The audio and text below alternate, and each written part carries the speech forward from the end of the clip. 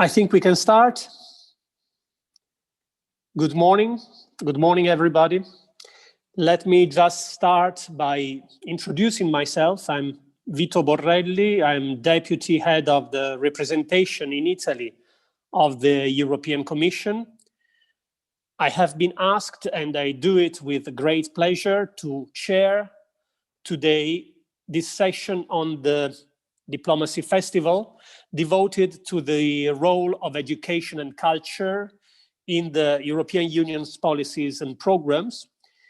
This is probably due to the fact that in my previous life, I used to work in Brussels in DG Education and Culture, in fact, where I have been responsible for the design and implementation of programs such as Erasmus Mundus, the Erasmus program open to the world, for the international academic cooperation and global student exchanges, and also for the program Jean Monnet for the promotion of study and research on European integration. Education, as you very well know, and culture play today a central role in the EU political strategy, particularly so in this specific moment when there is a lively discussion ongoing between the decisional bodies, the European Parliament and the Council, as concerns the different aspects of the next EU budget, the so-called multi-annual financial framework for the period 2021 and 2027. The discussion concerns the new own resources for the European Union, the rule of law conditionalities. That's to say, in order to receive the money, member states have to ensure the respect of the rule of law. And last but not least, the distribution of the budget between different thematic posts. This distribution, in fact, risks to seriously penalize education and culture. Moreover, the adoption of the new multi-annual financial framework is directly linked to that of the next generation EU, the recovery plan of the European Union, intended to help, in particular, the member states which have been hit more hardly by the consequences of the COVID-19 crisis. In this panel, whose title sounds a bit like a sort of wake-up call to Europe, not to forget education and culture, I will be very glad to be accompanied by very high-level representatives of important institutions, all very relevant for the purposes of our discussion. We will have an introductory video message of the member of European Parliament, Massimiliano Smeriglio, and then we will have intervention by Stefania Jeanine, the Deputy Director General of UNESCO, then Cesare Onestini, Director of the European Training Foundation in Turin, and Charles Asher-Small, President of the Institute for the Study of Global Antisemitism and Policy. We also expect later on a connection with Davide Datri, which represents Soundreef, the body that protects the interests of authors and which acts, let's say, in competition with CI. He will talk about the difficulties of the cultural industries and also of schools as a result of the latest government decrees against COVID. And we will have finally a brief video message by Claudio Boccaccini, director and theater playwright, interpreted by an actress. Let me also recall that we have today approximately 100 students of the Global Governance Faculty of Tor Vergata University who are following our webinar. Before passing the floor to the first speaker, I would like to recall the recent pledge by European Commission President Ursula von der Leyen to refound a new European Bauhaus movement as part of the flagship initiative of the Green Deal. The movement, the new Bauhaus movement, should represent a new cultural project for Europe, where architects, artists, and engineers would join forces as they did a century ago in Weimar, Germany. This should help fight the climate change as well as design smart and innovative buildings. According to von der Leyen, we need to give our systemic change its own distinct aesthetics. Von der Leyen did this last month in the European Parliament, the institution that is now being most critical vis-à-vis possible budget cuts to education and culture sectors that are considered unacceptable and that are on top of it among the most affected by the pandemic. Therefore, in the light of these, I would like to start now with the presentation of the video message that we have prepared that has been sent to us by member of European Parliament, Massimiliano Smeriglio. So I will ask the colleagues to launch the video. Before then we move to the interventions. Thank you. Good morning. Thank you for having me here and for giving me the opportunity to share my vision. I apologize for having this video pre-recorded, but I really wanted to give me contribution anyways. I hope that this can be interesting. The strange days and decisive hours in which we live impose urgent choices on us. Now, more than ever, the pandemic has taught us how culture and education play a crucial role in the well-being and cohesion of the community, in shaping common values. For the culture and creative sector, ever since 2018, when the new European Agenda for Culture was adopted, their great contribution to all 6 political priorities of the new European Commission was made clear. The focus of the new agenda is, in fact, the added value that culture brings to the European society, to the economy and the international relations, thus focusing on 3 strategic areas: social, economic, and external. And the pandemic has done nothing but reinforce the importance of investing even more than before in these 3 areas.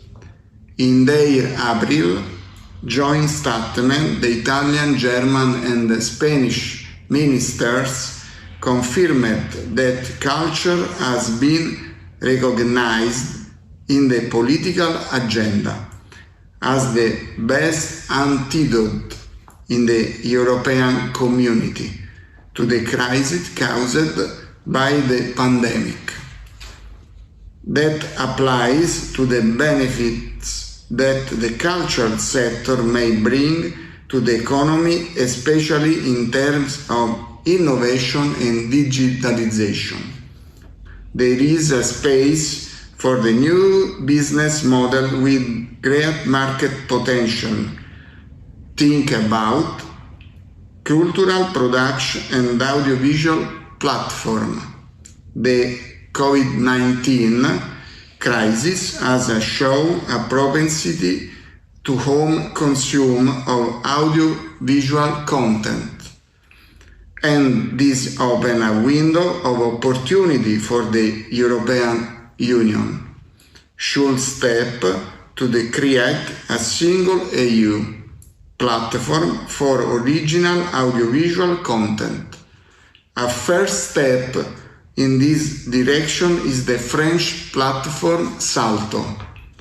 But let's face, this can only be beneficial to the European society as a whole and can aim at building an inclusive and just system only if we are going to be able to address to digital skill shortages within both cultural and education sector to improve digital access beyond large metropolitan areas, investing in digital infrastructure and fighting against digital divide, especially in the event of another lockdown.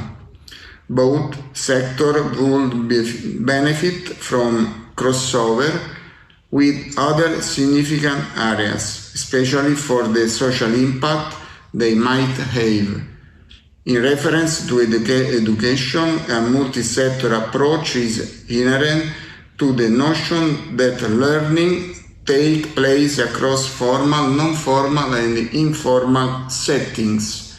The future European educational policy should be built around diverse and complementary policy initiatives: the European Education Area, the Digital Education Action Plan, but also the broader framework of the European Green Deal as a driver for change towards a better society.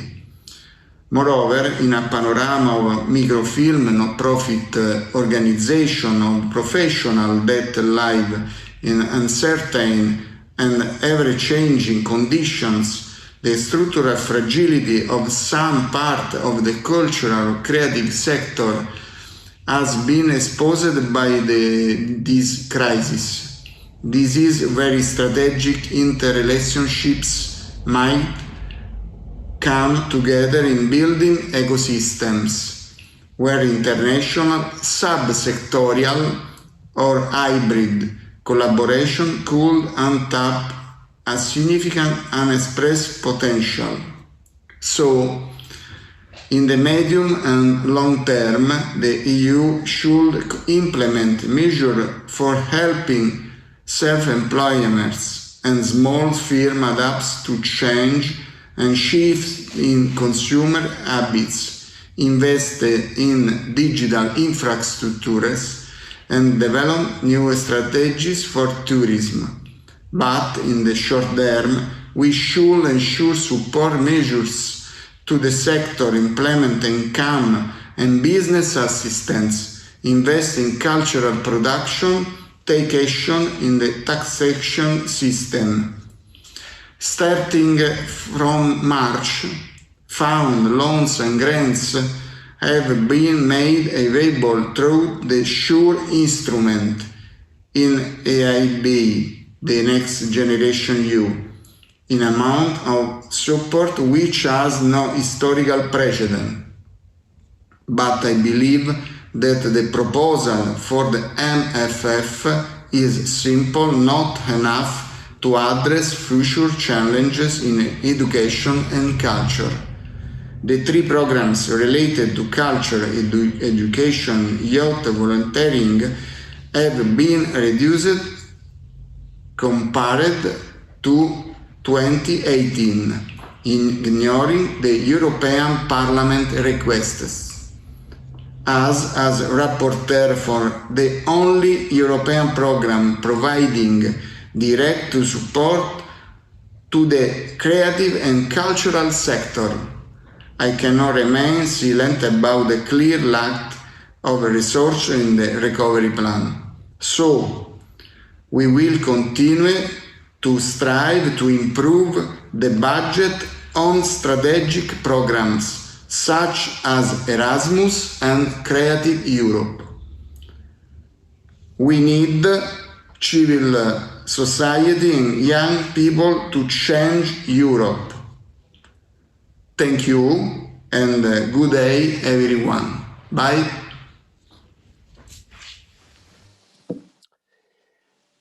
I take the floor again. I virtually thank Member of Parliament Smerillo for his video message. I would just like to sort out a couple of inputs that he gave in his message.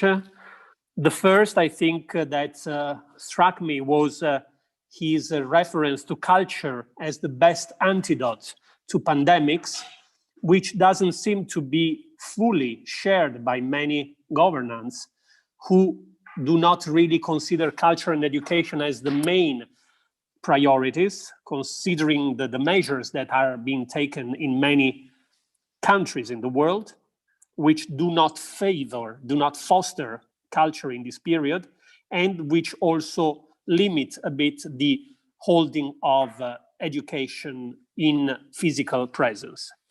And secondly, I would like also to recall by Mr. Smeriglio his reference to the MFF, so the multi-annual financial framework. He said that it's not enough for the future challenges in education and culture. So he stressed once again the importance of put more money on programs like Creative Europe, Erasmus, and the Solidarity Corps. I'm not sure if Stefania Giannini is online now. If I can pass the floor to... Yes, I am. Okay, Stefania, good morning. Very nice to see you. Great to see so, you, Vito. The floor is yours. Stefania Jeanine is Deputy of Director General of UNESCO. What are your views, if I may, Stefania, on the role of education and culture in these days, particularly in response to the COVID crisis that may risk to accentuate inequalities in education? These and all the rest that you want to tell us. Thank you very much. Thank you very much. First of all, it's a great pleasure to see you again in virtual setting like this, as we are used in this unprecedented situation to do. And thank you very much for giving the opportunity to share with this virtual audience,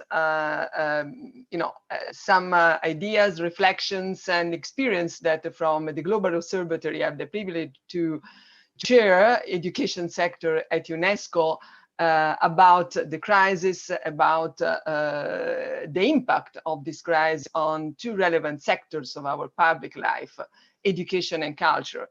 I'll focus on education first and mostly, honestly, because it's my sector, is my responsibility at UNESCO. And as you know, I also run different kind of experiences at national Italy level and European. And we also work together within the framework of Erasmus Mundus many years ago. So I can take some points from that experience as well. And I can mention what UNESCO is doing in this sector and what UNESCO is also doing in culture, just to refer to the big picture. So let me start to say that this crisis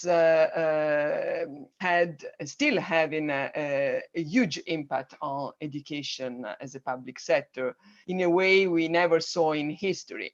I just mentioned some numbers that maybe you heard coming from our data. UNESCO, by the way, is the organization that from the very beginning of this crisis started to put on the screen and monitor the process of school closures impact. At the peak of the crisis, that means going back to April this year, we had some 1.6 billion students out of school because of COVID-19.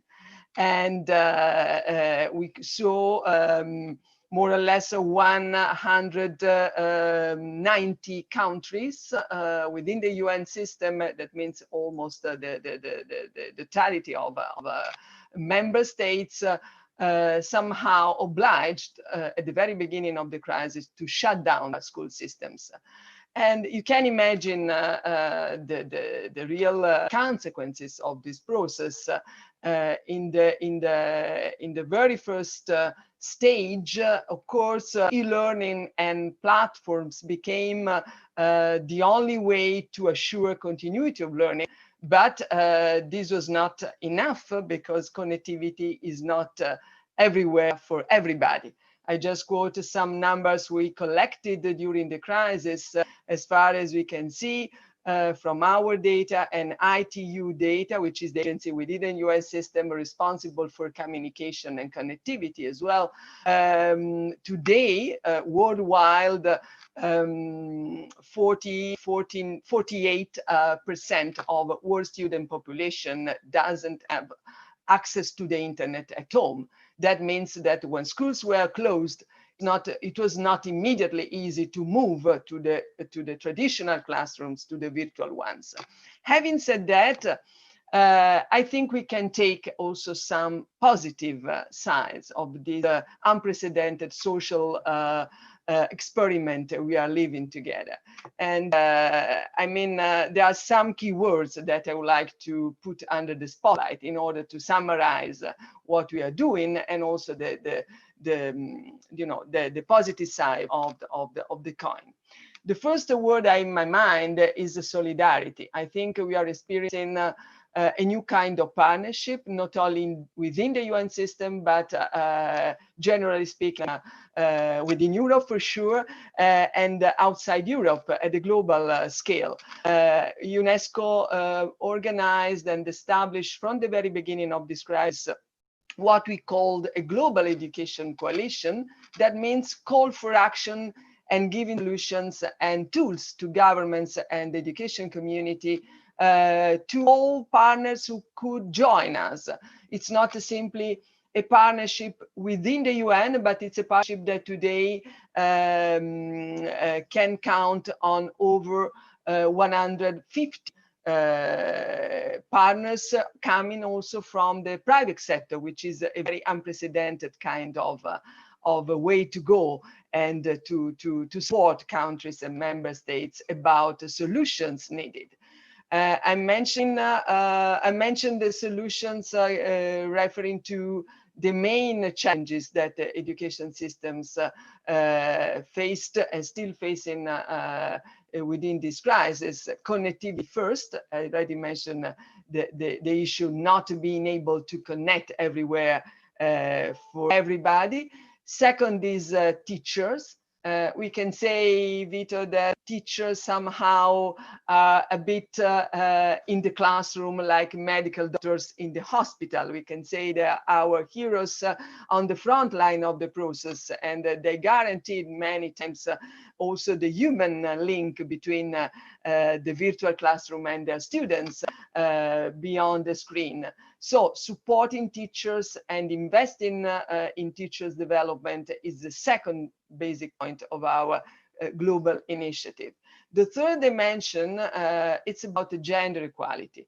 I mean, we could see from the very beginning of this crisis that the inequalities will be amplified, and gender imbalance will become increasingly a big challenge in the world. So that's why we are focusing very much to put the gender lens in our initiatives. Well, just to jump into the situation we have now, I want to mention an important initiative that the global community under UNESCO leadership took last week. It's about calling for action and political commitment to leaders of the world, heads of state, heads of government, and ministers, of course, of education and development. Leaders reacted very positively. We could convene a meeting, a global education meeting, extraordinary session with 14 heads of state. The Prime Minister of Italy was the first to take the floor, and some almost 100 ministers around the table. The European Commissioner responsible for international cooperation, Madam Jutta Urpilainen, was in the room and announced that from her perspective, she will increase the funds for education from 7% to 10% in the next cycle of funding. And this is a huge, a great achievement for Europe as one of the main donors in education for development aid. And this is a model, I hope and I suppose, for countries and other regional mechanisms in order not to leave education behind, not to make the financial crisis that unfortunately we see around affecting countries and regional bodies the main reason not to invest in education as we must need. So within this meeting, we could have a commitment from leaders of the world about investing in education as one of the pillars of recovery back and building back better. and this is the first important achievement. And we also have key priority areas to focus on in the coming 15 months. So it's an here and now, a very concrete action plan. It's not an announcement for the next 10 or more years. I can recall the key areas that the leaders were committed to invest and to put in practice in the coming months. It's about reopening schools safely, which is the big priority in this fall, and mostly it will be, unfortunately, in the coming months as well, as the crisis is not over, as we can see. And the second priority is about supporting teachers, as I said before, investing in teachers' development. A third priority is about what we can call, generally speaking, inclusion. That means not leaving behind the most vulnerable segments of education community, students and educators as well. And the fourth, and not last, is about increasing financing in education as one of the milestone of public policies in the coming months. So solidarity is a key word.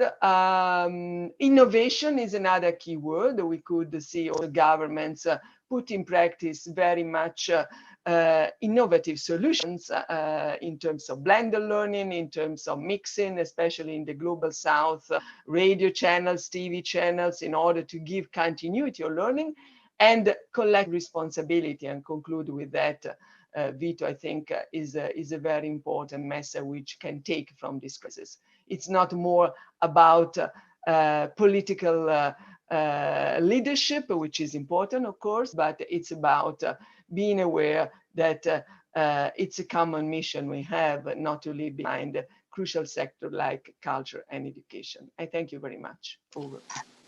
Many, many thanks, Stefania, for this very clear presentation and for putting the accent on the importance of e-learning platforms to assure continuity, but also to the obstacle of connectivity, which is not always, let's say, assuring an equal access to education. Your keywords were, among the others, also solidarity, innovation, inclusion, and supporting teachers. I would like to shift then to the next speaker, Cesare Onestini. He is director of the European Training Foundation, which is based in Turin. Your agency, Cesare, works in the context of EU external actions in the field of human capital development. And you focus in particular on identifying skills for the future and supporting quality of education and training policies. How do you see human capital development and skills anticipation, particularly in this time of emergency? Thank you. Cesare, the floor is yours. Thank you, Vito, and thanks to the organizers for inviting the European Training Foundation to this important conversation. It's a particular pleasure for me to speak after the Assistant Director General of UNESCO, Madame Jeanine, with whom we have a long-standing cooperation. And for us, the work of UNESCO is really the frame for many of the actions of the European Training Foundation. In particular, what attracted me to this festival, della Diplomazia, is the focus that has been put on managing transitions. And this is the main focus of work of the European Training Foundation. We are an agency working, we are an agency of the European Union, but we work with countries outside of the European Union. And our focus is exactly on supporting countries to reform education and training systems and how to manage transitions, modernize and improve the delivery of education and training to citizens. I know it's difficult to think back before COVID because now we are all immersed in the COVID situation. But if we think back even before COVID, there was a growing awareness of the importance of skills as the key resource for our societies. There was from the European Union, from the EU member states, but I think globally, a renewed interest in what we focus on as lifelong learning, in skills beyond the primary education or compulsory education, also skills for adults, how we accompany the phenomenons of the changes in globalization, in the economy's opening, and all the difficulties of adjustments, and looking at skills development, retraining as an essential component of that, and how education and systems can contribute to that. So the priorities were there. If we look at the global picture, we have the Sustainable Development Goals 4 and 8. I mean, we had a clear understanding of what had to be done. So the question to me is, has the COVID crisis challenged that? And I think it has, in a way, confirmed that we were on the right track, but we were not doing enough. And that at the moment of transformation now, of having to react, and as we have heard from the previous speakers, the number of reactions that are taking place, the partnerships and all of this, we were looking at in the right direction, but we were not ready sufficiently to step up the work. And in particular, the issues that have been highlighted of inclusion, of reaching different groups, of creating new areas of exclusion for all of those who might have been able to at least join in the training education world through the in-person presence, but all of a sudden found themselves excluded because they don't have the right tools to connect long distance. And in particular, in the area of vocational skills, I think that's one of the areas where already often this is a policy which has a strong inclusion element. Because it reaches beyond the traditional education pathways, but it has been even more affected by the COVID crisis because a lot of the vocational education area is based and needs physical presence. It's a lot about practical training. It's a lot about verifying skills which have been acquired through in-presence interaction with the trainer, the teacher, and it has a strong component of private sector, of industry, of small and medium enterprises involvement, and with the impact of the COVID crisis on this sector, including in the cultural sector, all of this element of skills development, which requires this coming together of the education and the employment and the business world has been affected disproportionately as well. So what are the areas that emerge out of this crisis from the work that we are doing? Well, we see that this question of unemployment is having disruptions that go beyond the immediate unemployment, but also is impacting the way in which workers can upskill and retrain. And that's missing an important component that goes beyond what has been identified as the core of the education crisis. But also this difference in access is increasing the diversity of the question of inclusion and is raising new challenges that we need to address. I think the focus now of many governments is in trying to prioritize the opening of education establishments. And I think in this context, we also need to look at the training dimension and see where and how we can facilitate the work of the trainers. We also see that there is a new demand for education and training through different platforms. This requires also capacity and agility of our systems to update and recognize the new ways in which the training has been delivered and certify and bring in elements of quality, because ultimately we need to ensure that the training that has been provided can equip citizens to bounce back in the new economy. But if there is one thing that we observe at the moment is that we have maybe a once in a lifetime opportunity to take the disruption that COVID has created and the fact that it's mobilizing a new renewed attention on education and training, but also is mobilizing further resources. As we have heard, the European Union is already the biggest donor globally in terms of support to third countries, but it has put consistently quite important resources in the area of education and training, and is now increasing those resources, and it's increasing them significantly. The same is happening within the European Union, as we know, but this global phenomenon, there is a renewed attention at how we can make available resources. And the choices we are making now, collectively and individually in countries, are going to set the scene for the education and training systems for the years to come. So whilst there is a major disruption, there is also a mobilization of resources which is unprecedented and which opens the door to reforms that could really affect a sustainable transition. So when we go back to managing transition, I think one of the things that we always felt was lacking was that we knew where we wanted to go, we knew what needed to be done, but the resources were never sufficient. Now we have an opportunity where there is a mobilization of resources because of the push, of the demand, of the politics. We have an opportunity to then manage these transitions accordingly. What does it mean for the work of a small agency like us and how we can contribute? I'd like to share with you three points before I conclude. One is that there is a need to refocus our attention to this element of partnership that was mentioned also by Ms. Jeanine on public-private, bringing together this focus on lifelong learning and looking at the way in which we can put more new dynamics in the investment on skills, focusing on the provision, but also focusing on the trainers and on the enterprise input. This goes obviously as a complementary part to what needs to be done for compulsory education, which remains the bottom line for young people. But we need to have this longer perspective looking a little bit beyond and seeing what can be done for adults and young adults especially, because we know that one of the chronic problems in many countries is youth unemployment, which is becoming even more difficult now. The second, I think, is that we need to listen more now to teachers, youth, and trainees.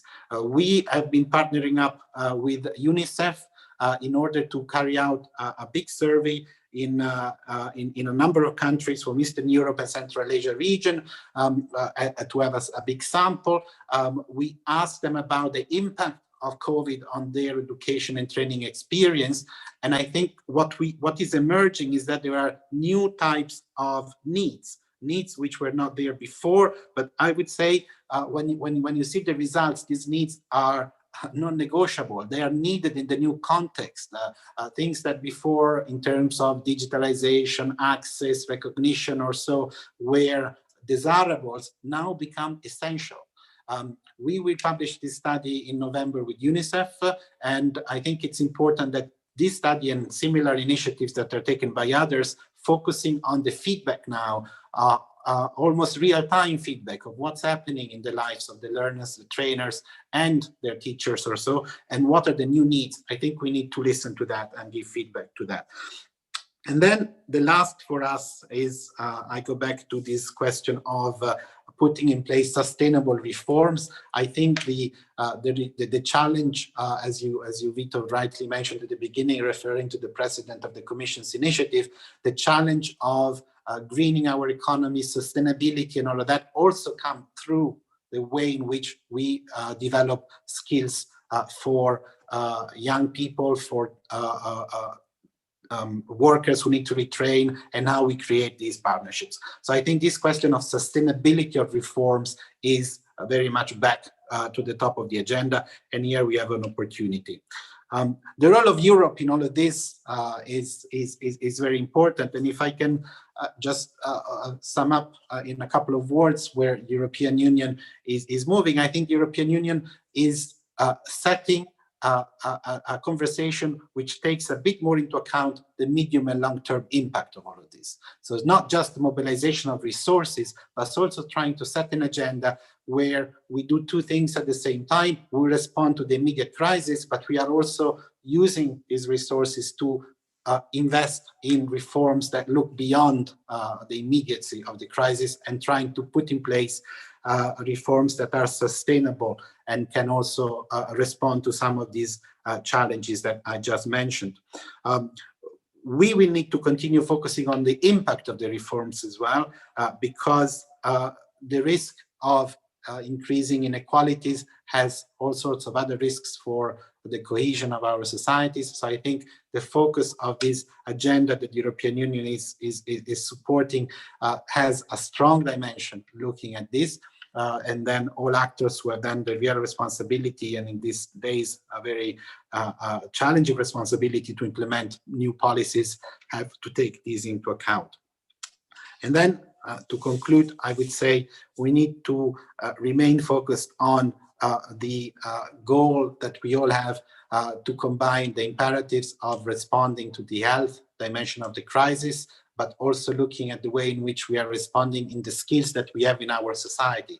I think the crisis has also brought to the fore that we need to have re-evaluation of the skills, of the competencies that are needed in society to deal with moments like this.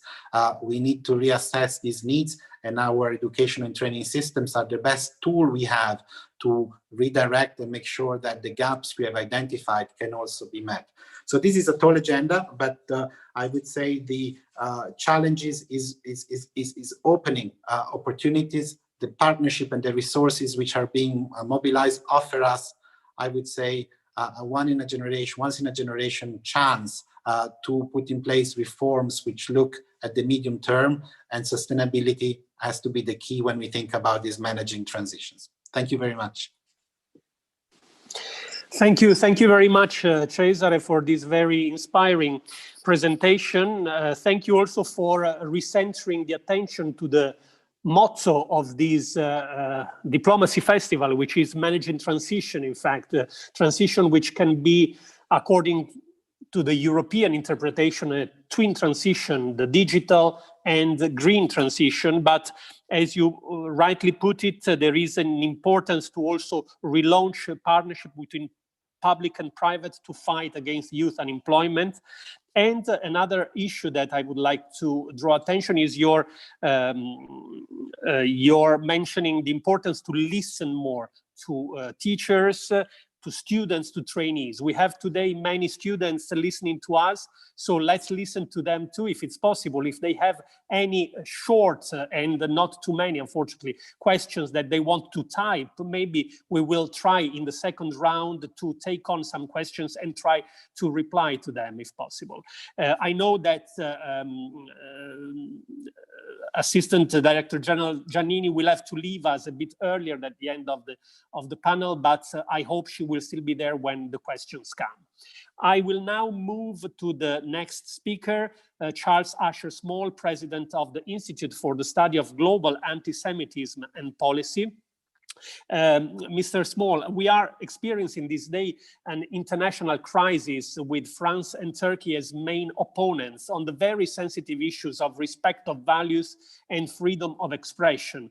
How do, in your views, education and culture play a role therein, and do you envisage in these crises a real clash of civilizations? This is just a provocative question, but of course the floor is yours for any reflection and indication that you would like to give us. Thank you, Mr. Asher-Small.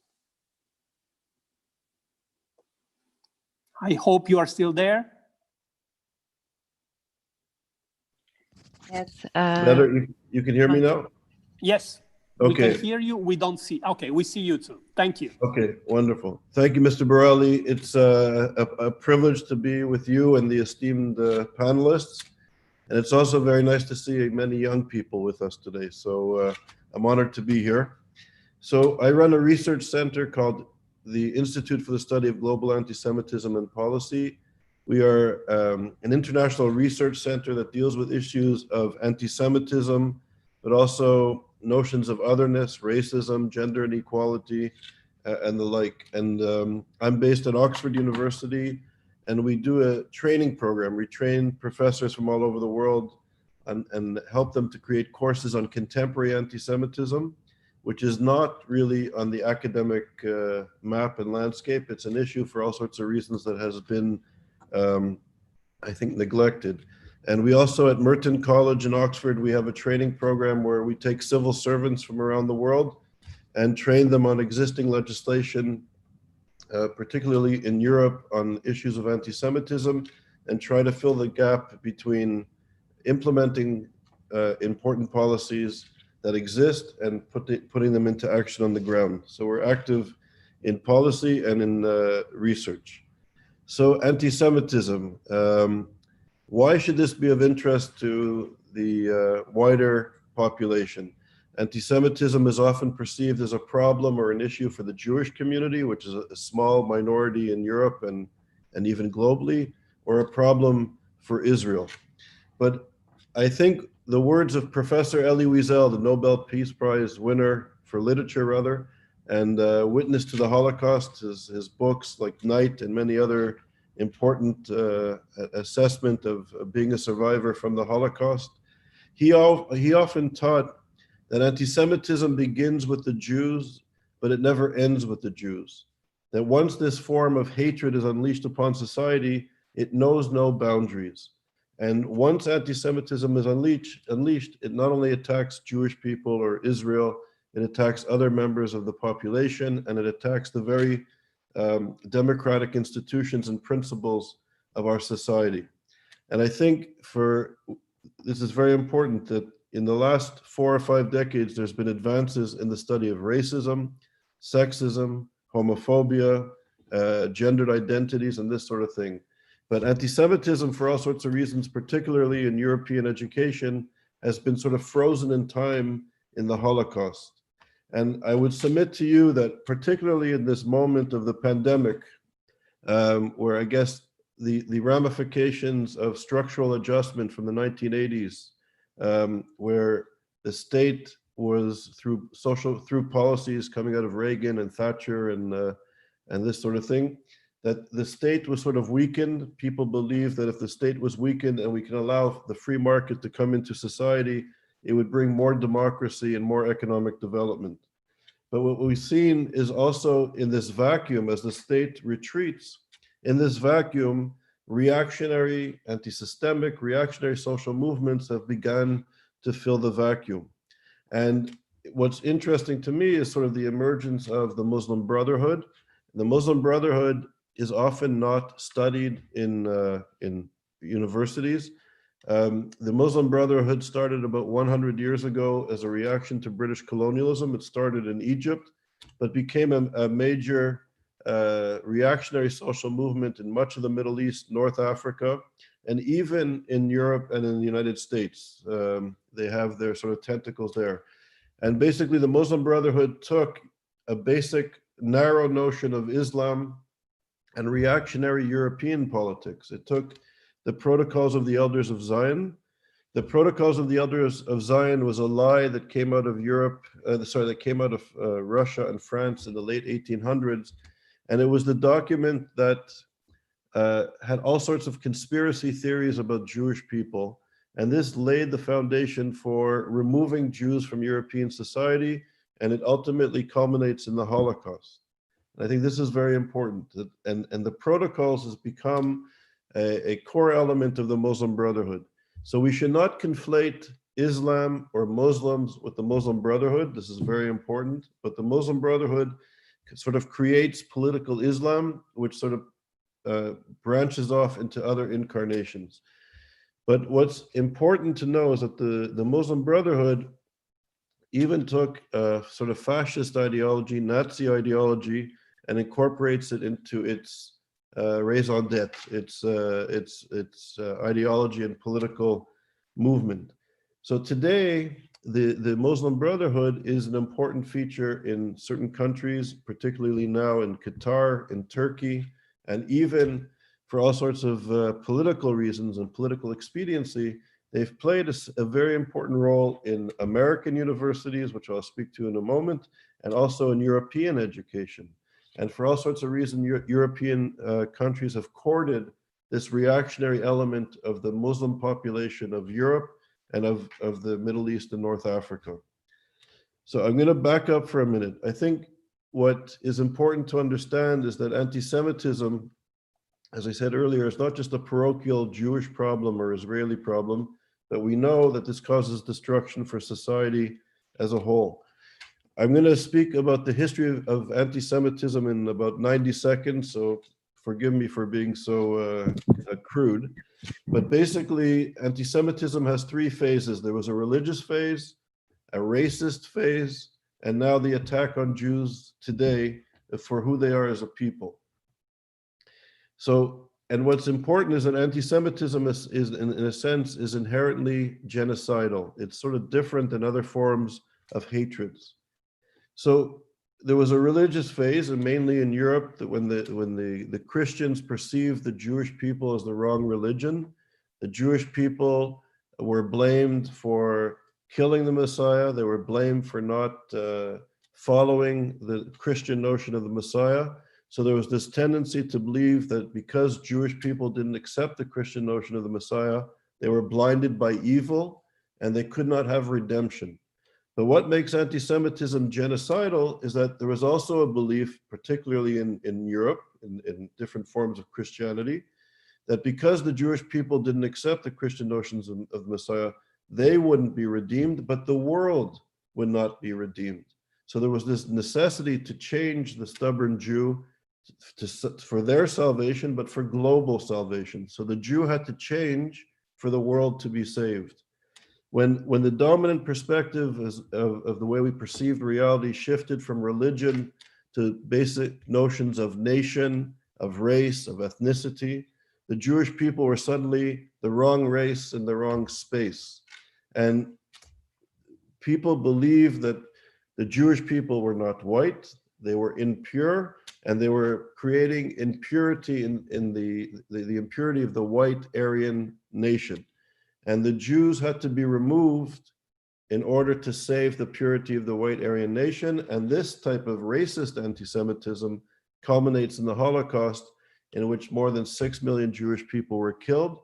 And we see that while the Nazis focused on the Jewish people, on eliminating the impurity that they posed to the white nation, the many political actors set this issue aside and never paid real close attention to it for political reasons. But we know not only did 6 million Jews were exterminated in the Holocaust, but Europe, much of Europe was decimated, resulting in more than 80 million people dying in the Second World War, and the infrastructure of Europe decimated. So we can see how this virus of hatred doesn't only affect the Jewish people, it really can destroy civilizations and societies. Today, the old forms of anti-Semitism, the racist forms of anti-Semitism or the religious Christian forms of anti-Semitism don't exist, particularly in education, in a major way. Maybe there's some remnants of it, but I think if most people would speak in the old religious forms of anti-Semitism or the racist forms of anti-Semitism in liberal spaces like universities or in the media of record and cultural institutions, these people would be, I think, isolated and shamed and removed. That type of old anti-Semitism, the anti-Semitism of the dead Jewish people, is not tolerated. But today, the demonization of who Jewish people are as a people, their connection to Israel, their historical, cultural, and political association and affiliation to the land of Israel, becomes the accepted form of anti-Semitism. In fact, I would argue in liberal spaces, the media of record, university, cultural institutions, international organizations, that the more you critique the legitimacy of who Jews are as a people, the more you would advance in your career. This is not only an accepted form of anti-Semitism in Europe and around the world, but I would argue that it's even encouraged by the type of education that we are receiving today in the best universities in Europe and in North America. So this anti-Semitism is alive and well and politically acceptable. And this is why I think anti-Semitism, in a sense, is problematic, not just for Israel and the Jewish people. So you can see reactionary social movements like the Muslim Brotherhood demonizing Israel. And there's sort of this we call it the red-green alliance of sort of the radical left in Europe, in North America, in universities, in the media of record, having this affiliation or alliance to the Muslim Brotherhood. And you can see in spaces like Syria, in the Middle East, people focusing on Israel, demonizing Israel, but these reactionary social movements taking over societies and harming their fellow brothers and sisters who are Muslim in the Middle East. And you can then see these reactionary social movements that call for the extermination and the destruction of Israel and the Jewish people, not just Israel, but the Jewish people, sort of running rampant in the Middle East, causing vast levels of destruction. In Syria, I would argue that it's been a genocide that's happened there in the last 9 or 10 years. The massive refugees coming into Turkey, and now Turkey becoming, in a sense, the headquarters of the Muslim Brotherhood, the capital of the Muslim Brotherhood for all sorts of reasons. And you see Erdogan playing politics with Europe by turning on and off migration for political gain. And you see, as a result of of refugees coming from the Middle East into Turkey, into Europe, the rise of nationalism and xenophobia in Europe as a reaction to the refugee crisis and migration crisis coming from Syria and Turkey into the European countries. So you see the rise of nationalism, which is a part, I would argue, of this sort of reactionary social movements using anti-Semitism. So in a sense, I would argue that anti-Semitism is an early warning system to the health of our democratic society, right? So it begins with the Jews, but it doesn't end with the Jews. And when we see the rise of anti-Semitism, it should be an early warning system to the society as a whole. And I'll just say briefly, I'm now in the United States.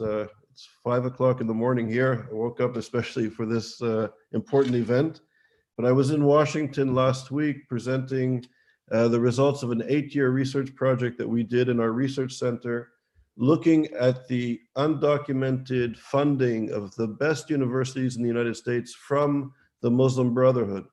And I should say that the Muslim Brotherhood, which has been led for many decades by Yusuf Qaradawi, who started Islamic studies at Oxford University as well. Qaradawi argues that the true believer must complete the work of Hitler. This is the man who started Islamic studies at Oxford. This is the Qatari Foundation under Yusuf Qaradawi. We discovered $3 billion with a B dollars going to universities in the United States. Now there was a federal investigation which is launched. They have found over $18 billion of funds coming from the Muslim Brotherhood into American universities. And ladies and gentlemen, especially the distinguished guests on the panel, we know that the same has happened in European countries.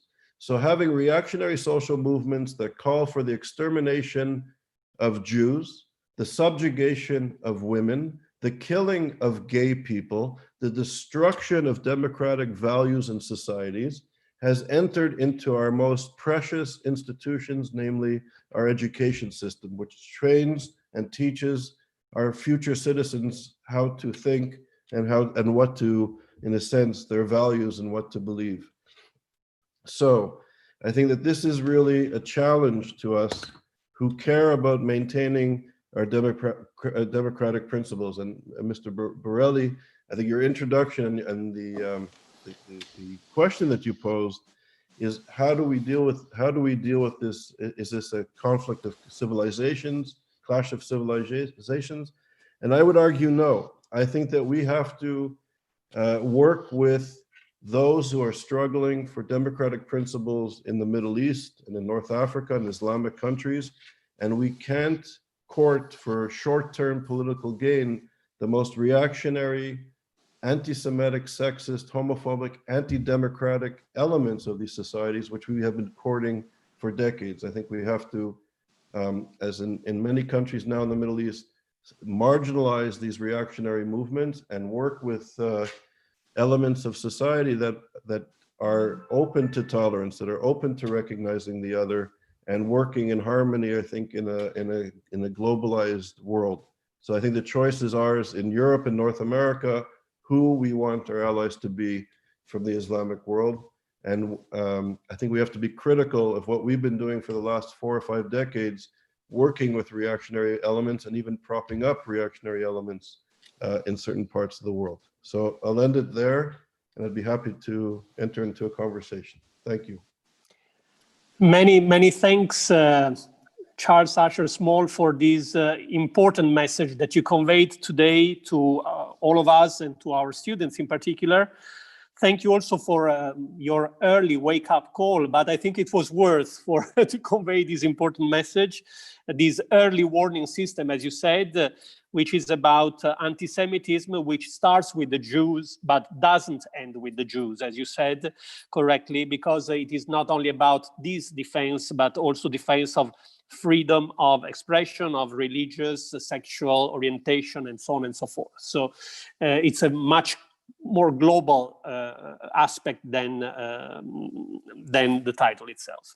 I would like now to move to the next intervention. I think we are in connection with Davide Datri. Can you confirm it from the Festival of Diplomacy Coordination Center? No, I'm sorry, but Mr. Datri doesn't seem to be connected yet. Not yet. No. Do we have the video message that you had Yes, anticipated?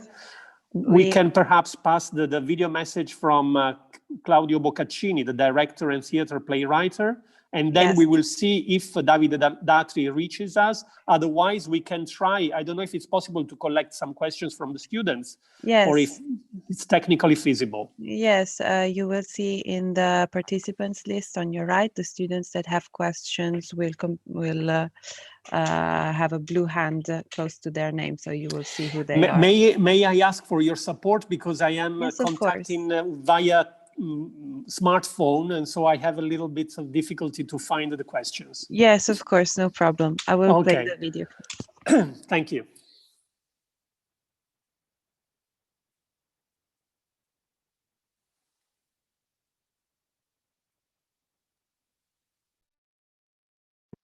The world of theater has been in crisis for a long time, way before COVID happened, basically because of the lack of a law within the Italian law system that regulates how much public money goes to the arts and the theater. And this is very sad if we think that the majority of the European countries get 10 times more money than what we get for the arts and for theater. On top of that, there is a complete absence of theatrical activities or theatrical education in the elementary schools, middle schools, or high schools. And this creates two problems. The first one is that there is no new generation of actors that is developing there, but also there is no education towards theater. So people don't get passionate about theater because they don't know what it is, because they don't know it when during their adolescence, where you know they're trying to find out who they are. The government should worry much more about a 2,000-year activity that has been feeding people's souls and emotional lives, and enlarging people's lives, and providing, as I said, sentiments, emotions, and self-discovery. Theater helps you understand who you are and who you want to be. It helps you also face the challenges of the world and be more resilient, just because you gain so much self-confidence. Moreover, in Italy there are about 3,500 theaters or places where as used as theaters, and the theater gives employment to about 500,000 to 600,000 people, among actors, directors, screenplayers, technicians. So this is a total catastrophe. And on top of this, COVID happened to worsen a situation that was already very dramatic. So, as I said, the government should think about this more, and it should consider theater as one of the basic necessity of the human race, really.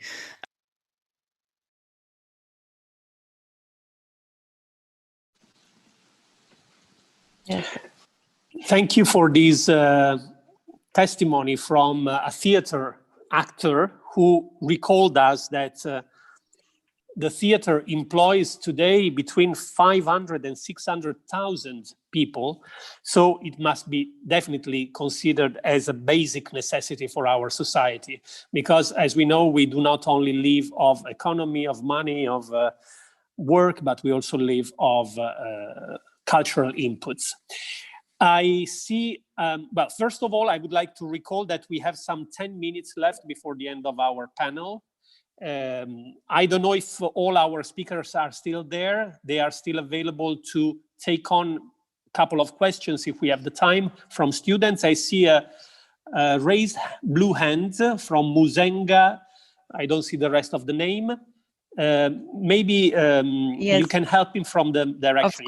Of course. Yes, I see there are a couple of blue hands, and then there is a question from Giovanni D'Agostino in the chat. I will maybe ask the students just to intervene for the first two questions. Ms. Muzenga Maya, for now, please. Okay, good morning. Sorry for the feedback. Good morning, my name is Maya Musenga. I am a global governance student from Rwanda in Africa. So my question was, I think, for Charles Asher Small.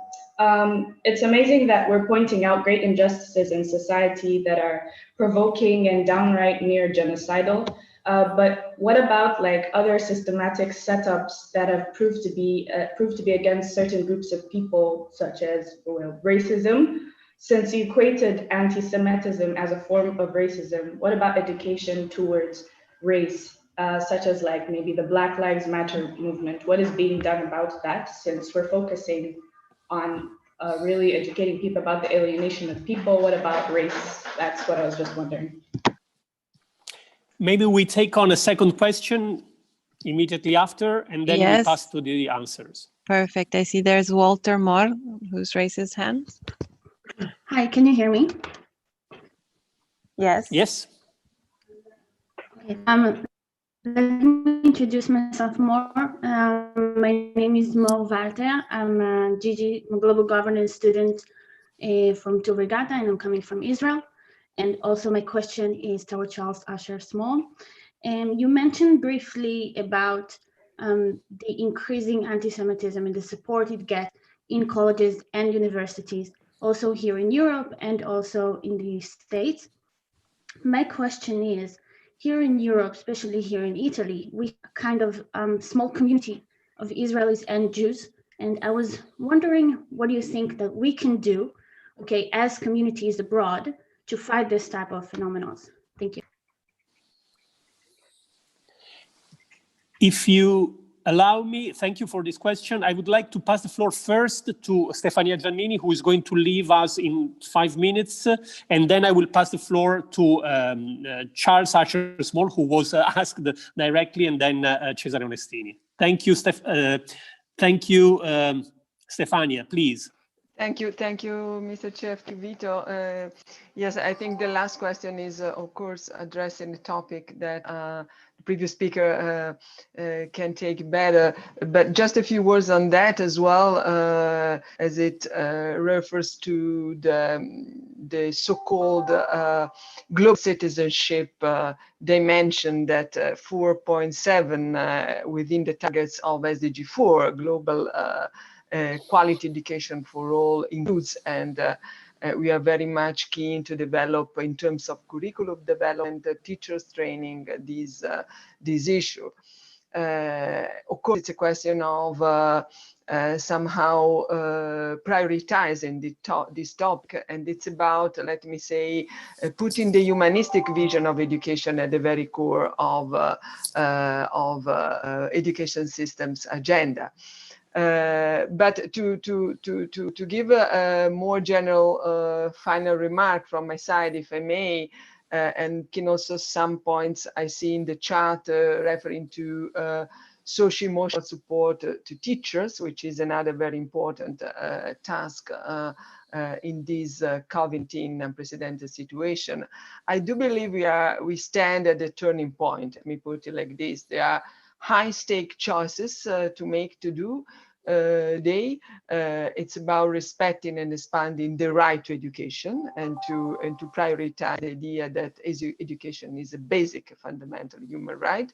And it's about starting to start with putting inclusion as the gold standard for every education system. That means recognizing diversity, cultural diversity. That means making a bridge, a clear bridge between culture and education. Either we talk of curriculum development, and for instance, the previous speakers mentioned the lack of attention to theater and to culture, heritage, awareness and studies in curriculum development in Europe. I do believe that this is a topic we have to develop better and more in the coming months and years. And beyond this imperative, I think the time is very much opportune to better gear our education systems to fostering a culture of democracy. That means global citizenship and education for sustainable development as one of the main pillar of the next steps to be done, and to react to this pandemic in a more transformative way. I mean, the sense of this year culture, the festival of the Diplomazia topic was very much about raising up the importance of putting education as a transformative force within public policies. And we are really very much, as UNESCO, keen to work with our partners on this dimension as well. Thank you very much. Over, and sorry for leaving as I announced. Many thanks, ADG for UNESCO, Stefania Jeanine, for your second feedback. And I would like, I hope we have a few minutes more than foreseen for our conclusions. Unfortunately, we have another broadcast a few minutes after 10:45, so we have maximum 46, 47 to close. Okay, so I will pass the floor, maybe 2 minutes to Cesare, if you don't mind, and then the last 3-4 minutes, since he has received the questions directly to Mr. Asher Small. Thank you. Cesare, thank you for your brief. Thanks, Vito. No, I'll be very brief because I think it's important to hear the real answers. Just putting the emphasis on the fact that the approach that we need to take for the education and training reforms have to go also through teachers and the support we give them and the tools we give them in order to deal with these questions of diversity and inclusion. That's a core component of what we need to do. It's a challenging one, but it's something that we need to keep our focus on, as they are the ones who then complement whatever their technical knowledge or content or subject-specific delivery, then they complement with all sorts of other pedagogical instructions that go to the core of this, how to be citizens who are aware of this diversity. Thanks. Many thanks again, Cesare, for all your inputs. And I pass the floor now to conclude to President Asher Small to reply to the 2 questions and also to make your final conclusions. Okay, so I'll be brief. So first of all, I would like to say that the 2 questions I received are amazing. So thank you for your questions. So Masenga, I'll start with you. So first of all, I've had the privilege to go to Rwanda several times over the last few years. I spoke in the Parliament of Rwanda on the 20th anniversary of the genocide, and I was just there a few months ago in February, just before the lockdown. And I came to Rwanda, and I'll tell you a very quick story. I was speaking at the United Nations at the Durban II conference when President Ahmadinejad of Iran came to Geneva to speak about the goal of the Iranian regime to destroy Israel and the Jewish people. And this is a regime that has been continuously courted by the European Union, by other democratic countries around the world. So this is a regime that calls for the extermination of the Jewish people, which is still a legitimate, at some level, member of the international community. And I spoke about the prevention of genocide and the incitement of genocide. And when I finished speaking, about 10 diplomats from Rwanda came up to me, and they took me for coffee, and they were very concerned about the incitement to genocide against the Jewish people and how it related to their experience in Rwanda, of how the Tutsis were dehumanized and resulted in the genocide. And we ended up becoming friends, and we've been doing a lot of work together. I think a lot of how to remember, how to incorporate memory into our future. There's a lot of cooperation between the Jewish people and the people of Rwanda. So these are very sensitive, and I think our two people have a very special bond through tragedy, developing I think a bond to go forward as peoples that have been going through difficult times. So your question of how to deal with racism and Black Lives Matter. So I would start with Frantz Fanon, who is an intellectual, somebody who is fighting for the independence of Africa, decolonization. He famously told people that in Europe, his African colleagues in Europe, is that when Europeans speak about the Jew and they demonize the Jew in front of the African, remember that when you close the door, they're going to speak about the African the way they speak about the Jew. So he spoke about how issues of racism and anti-Semitism were intertwined. And he spoke about things which the philosopher Emanuel Levinas was from Lithuania. His family was exterminated in the Holocaust, and he survived in France and went on to become a very important philosopher, maybe the most important philosopher of the 20th century. And he brought Jewish thought. He wasn't just a Jewish philosopher in the university, he brought Jewish ethics to philosophy. And he says, and I know I'm running short on time, so I'm going to be brief. He said, and this comes from Jewish ethics, that the moment we see our face in the face of the other, the moment we see our face in the face of the other, this is the instant we become human. So think about it. We need the other to become human.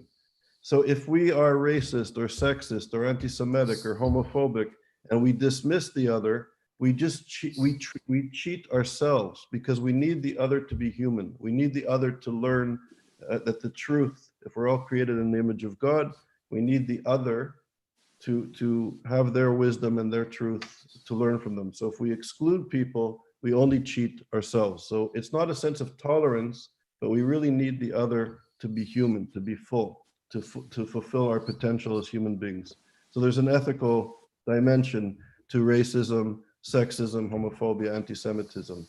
It objectifies the other, and we cheat ourselves from wisdom and from being human. To the question of Movata, I hope I have your name correctly, the young Israeli scholar in Europe. I would think, drawing on the wisdom of Emanuel Levinas, the ethics that we have, the culture, the heritage that we have, I think we need to remain, even though there's this onslaught to demonize who we are as Israelis or as Jews. I think we have to contextualize this. We have to understand where it's coming from, the history of this hatred, but not just to focus on the history of the hatred, but also to focus on the incredible wisdom and heritage that we have as Jewish people, as Israeli people, to be proud of who we are, and to fight this hatred from a sense of human rights and democratic principles as well. So the basic notion that everybody has the right to be equal under one legal system. This is the fundamental foundation of democracy, whether you're on the left or on the right, which party you agree to. If you believe in democracy, this is a fundamental right to be equal under one legal system. And any reactionary social movement that wants to change that, we should stand up as Jewish people, as African people, as Muslim people from the Middle East or whatever it is, as women, as gay people, as citizens trying to defend our democratic principles. And I think this is what's the question. So these diversions of anti-Semites, of the radical left or the radical right or radical Islamists, not Muslims, Islamists, I think as people who care about democracy and human rights, we should stand up. And I think as the world is shifting very quickly, there's peace breaking out in the Middle East, Bahrain, the United Arab Emirates, nations that have been at war with the Jewish people for a long time are actually signing legislation as we speak, showing the connection between anti-Semitism and anti-Zionism. And I know at universities, this kind of collapse of these two concepts is the struggle that Jewish students are facing at our best universities and our best classrooms in Europe and North America. But I think we just have to be strong and fight for democratic principles and don't give up. We've been at it for many generations, so we continue to be strong. Many thanks, President Asher Small. I think it's a real pity to have to stop it here because I see that there are many other questions from students, and unfortunately the connection is limited to this time because the Festival of Diplomacy goes on. But I would like just to suggest, if you agree, that if there are any questions which are very pressing and you really would like to transmit them to us, feel free to share the email address. Mine, at least, is available for any contacts that we might have after this meeting. Please. May I give you my email address? And if any of the students would like to send me a note, it's just charles.small, S-M-A-L-L, isgap.org. So you're welcome to write to me.